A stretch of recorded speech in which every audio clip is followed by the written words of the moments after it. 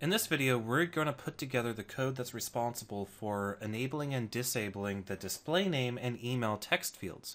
What I mean by that is when we enter our profile activity, I want the display name and the email fields to be disabled. Then, when you press a button on the action bar, I want them to become enabled, and for you to have the opportunity to either save your changes or back out and don't save your changes. Now, the way I'm going to implement this is through a pretty interesting and awesome feature of Android that came around in Android 3 called a contextual action bar. And a contextual action bar is this little action bar replacement doohickey thing that pops down from the top of the screen and allows basically you can think of it as replacing your action bar temporarily with a new set of items. And it's, well, like its name implies, it's contextual. So it only shows up when it's needed. So we're going to use the contextual action bar to implement our confirm or cancel concept for editing our display of or editing our profile. So let's go ahead and get started. I'm going to jump into our activities, and I'm going to go ahead and jump into our profile activity. I'm going to start off here at the top, and basically what I'm going to do first is I'm just going to write out a bunch of all of our private members that we're going to need in this video. So it might not seem clear why we need some of them, but we will. So we'll just write out all our private members, and then we'll go from there. Now, the first private members that I want to write out are going to keep track of what I'm going to refer to as the state of the activity. Basically, I'm going to have a private static final int state viewing and set that to 1, and a private static final int state editing, and I'm going to set that to 2. Now, these two states, these two constant variables or constant values, are referring to what state the current activity is in. And in this case, I'm gonna kind of create the concept of two states. You have your viewing state where your display name and your username are both disabled, and your editing state where they're enabled and you have the contextual action bar appearing. So in addition to declaring the two constants, I'm also going to declare a private static final string bundle underscore state. And I'm going to call it bundle state. What is this for? Well, when we rotate the device, remember that our activity gets destroyed and recreated. We want to keep track of what state we were in before the device rotated. Which, speaking of keeping track of what state we're in, I'm going to add a private instance variable called current state. Next up, I'm going to add a private edit text for our display name text, and a private edit text for our email text. In addition, I also am going to need a reference to our tap to change avatar button. So I'm going to say private view change avatar button. So that's going to keep that reference there. And then we're going to need something that isn't entirely obvious quite yet, but it's going to be a private action mode, which is going to come from in this case, it's going to come from the android.view namespace, and we're going to call this something like, how about edit profile action mode? So what is this? The action mode object is responsible for keeping track of the contextual action bar that's being displayed. We will talk about this more later. For right now, just take it for granted that we need this particular local variable to implement what we want, or local field, sorry, to implement what it is we want to do with our profile. So we will implement that later, and everything will be awesome.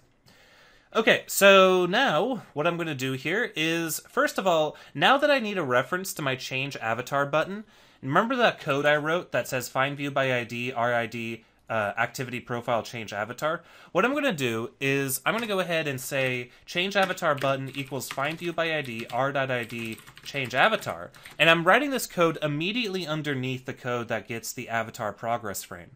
Then what I'm going to do is this entire find view by ID call, I'm going to replace it with the variable, because now we have a variable that is a reference to that particular control. We don't need to inline the find view by ID anymore.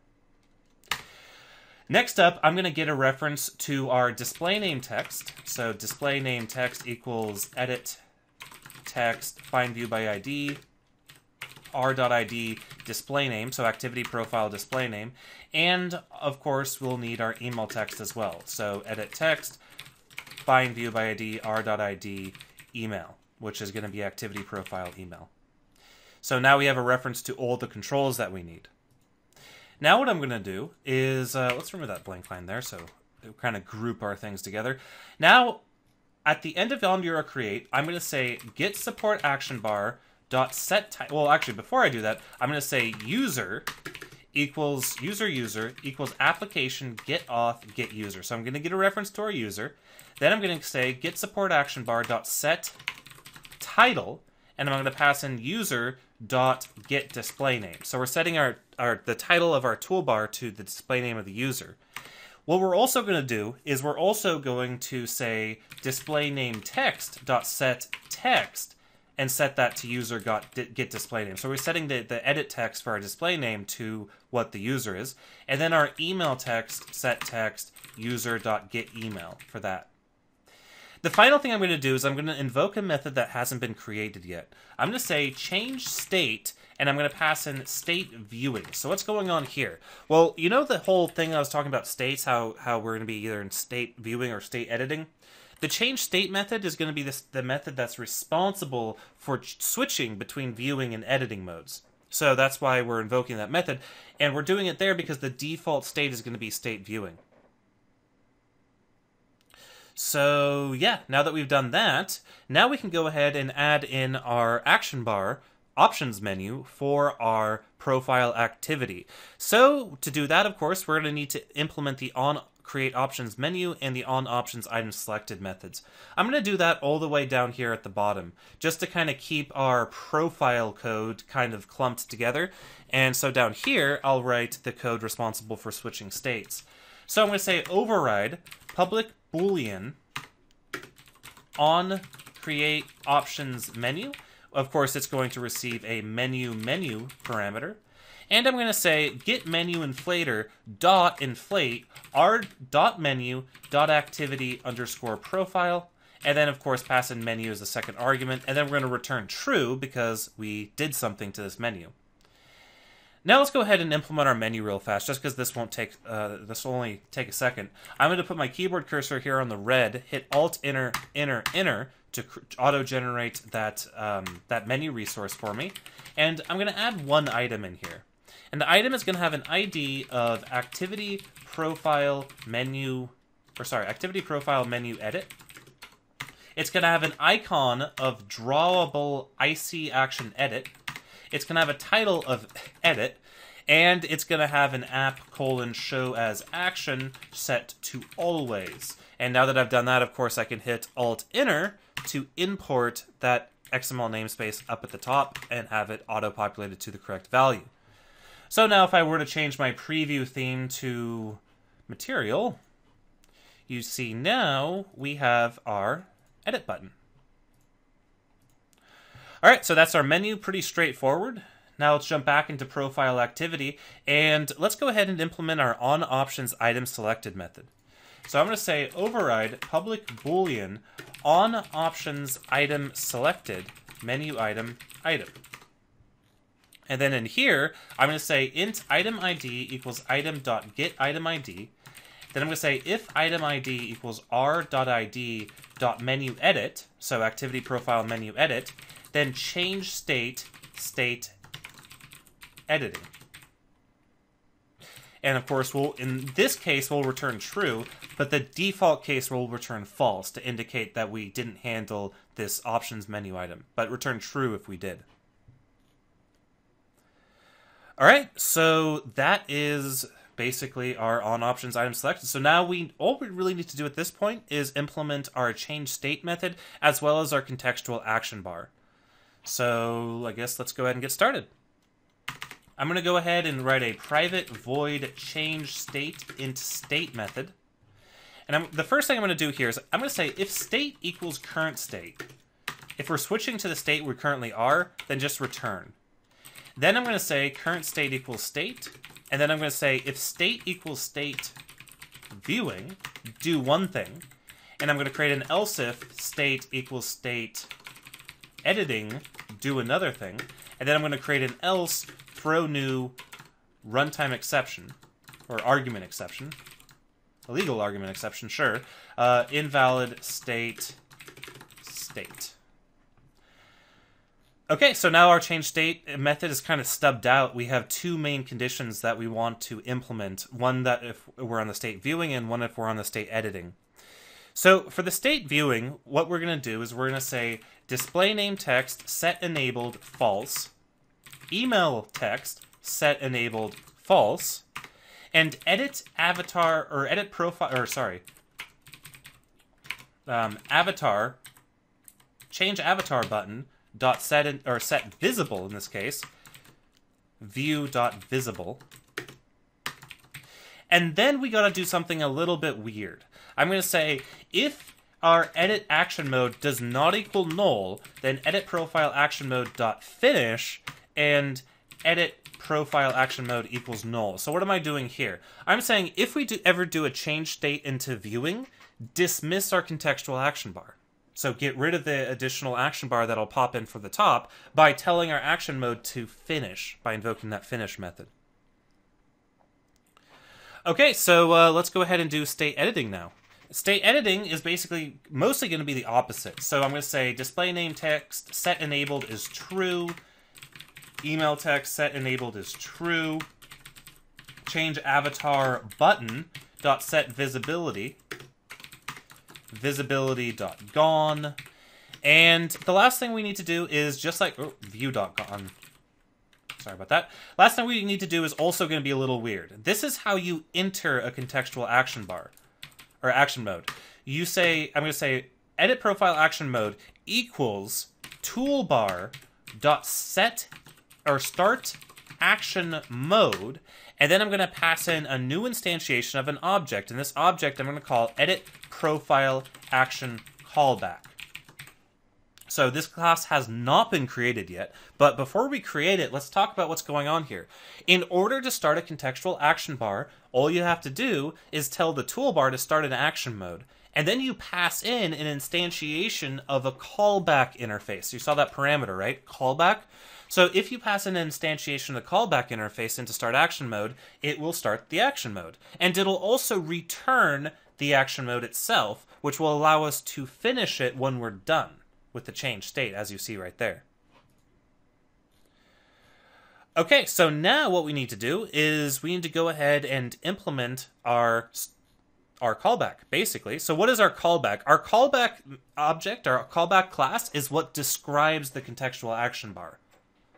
So it seems easy enough.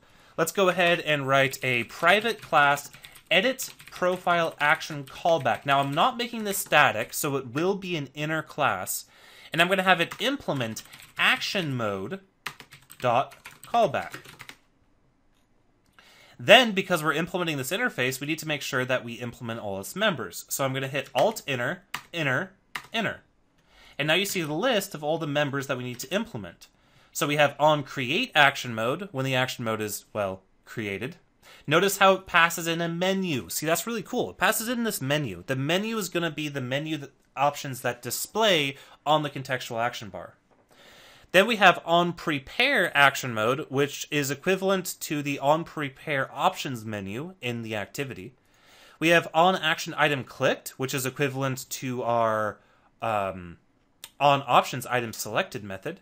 And we have on destroy action mode, which, well, it happens when the action mode has been destroyed.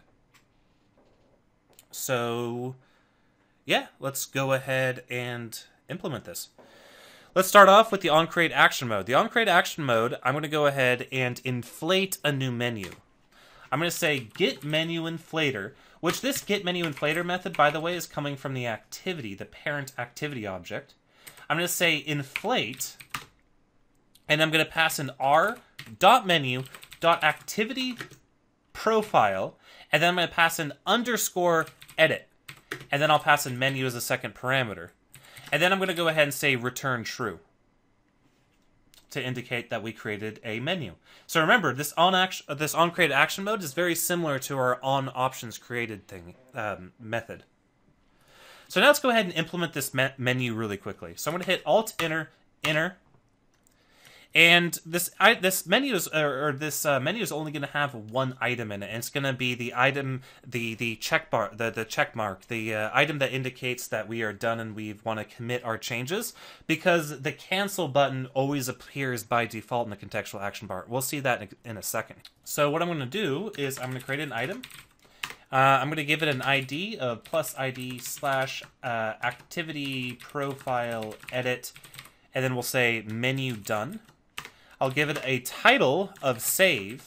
I'll give it an icon of drawable icy action done. And I'll give it an app show as action and set it to with text in this case. We'll go ahead and do that. We'll say create namespace declaration so we get our XML namespace at the top. So now if I zoom out and do a quick preview just to make sure that I did everything correctly. Okay, so our save is now coming on into the overflow. We'll leave it at that, as that, and see what happens when we actually, nah, I'll just go ahead and say always to force it up as an icon. There we go. I like that more. Now let's hop back into profile activity, and, yeah.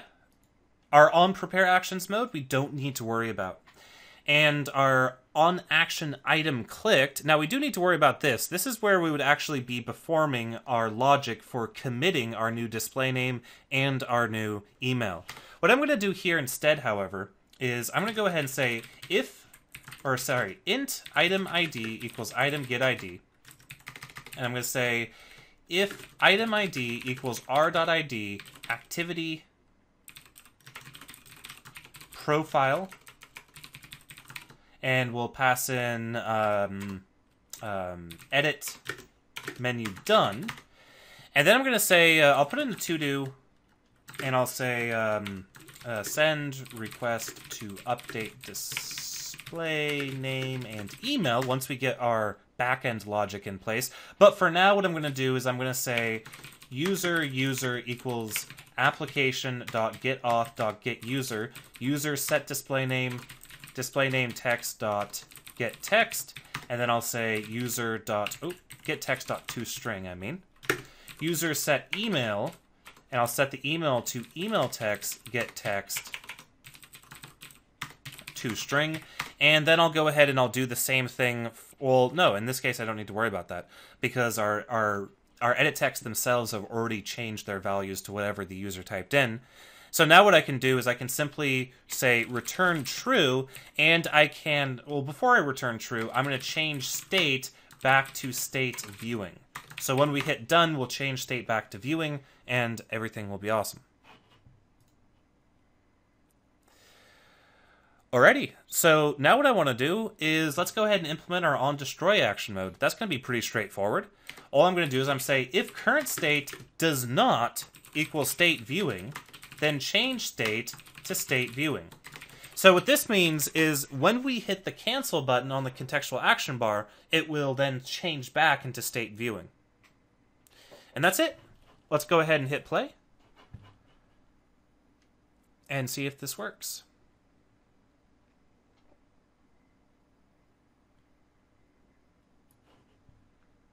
I really should have launched it directly, shouldn't I? You can, like I said in the last video, you can launch things directly, but in this case I was just not thinking about that. Okay, so we have our Nelson LeKay and our email. The reason emails looks like that is because our email is blank. Now let's hit this edit bar and check that out. Our contextual action bar appears at the top. And we can change our email and our display name, and we can hit save, and it becomes disabled. We can hit edit, we can also hit cancel, and we go back into how we were before. So now, all we have left to do is, I want to make this contextual action bar at the top, I want to make it overlay the activity. I want it to appear over my toolbar. So, to do that, what we have to do is jump into our style. So that's going to be under our resource folder, values, styles. And then under my app theme, I'm going to say item name equals action mode, window action mode overlay without the Android prefix, because remember we're working with app compat, and I'm going to pass in true. So now, this time I am going to go ahead and I'm going to launch the profile activity directly. I can do that by right-clicking profile activity and saying run profile activity. So let's go ahead and do that. And I'll go ahead and select, in this case, we'll just worry about doing the running on the phone, not the tablet, since we've already tested both of those things. And it seems to have not wanted to launch that. Oh, right. It's not going to launch that because we're not authenticated. That's okay. Let's go ahead and jump into Profile. Let's hit Edit. And now when we hit Edit, notice how the contextual action bar replaces our normal toolbar. So now we get a cool little effect there.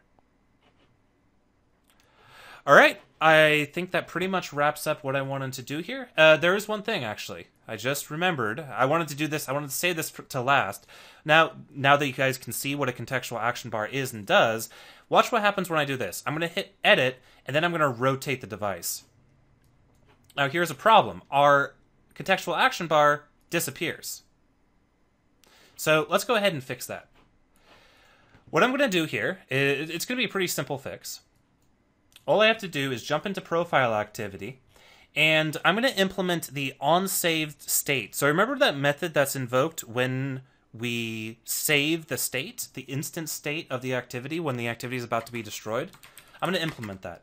I'm going to say override public void onSave instance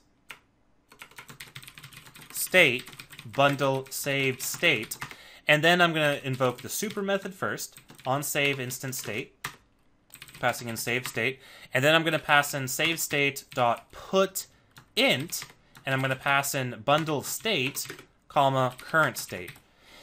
Now that we're saving the current state, we can go ahead and reload the current state inside of our onEuraCreate method. So what I'm going to do here is I'm going to go ahead and wrap these 3 lines of code in if saved state. Now remember, I'm in onEuraCreate right now. The method's kind of getting a little long, unfortunately. I'm going to say if save state does or equals null, then do this default behavior of setting our display name text and our email text and changing our state to viewing. Otherwise, I want to change our state to save state dot get int, passing in bundle state. So that will relaunch our contextual action bar. So now let's go ahead and hit play. And log in. And log in. And go to Profile. And enter our contextual action bar. Modify our text. Rotate the device. And now you see we're still in our contextual action bar, even though the device has been rotated.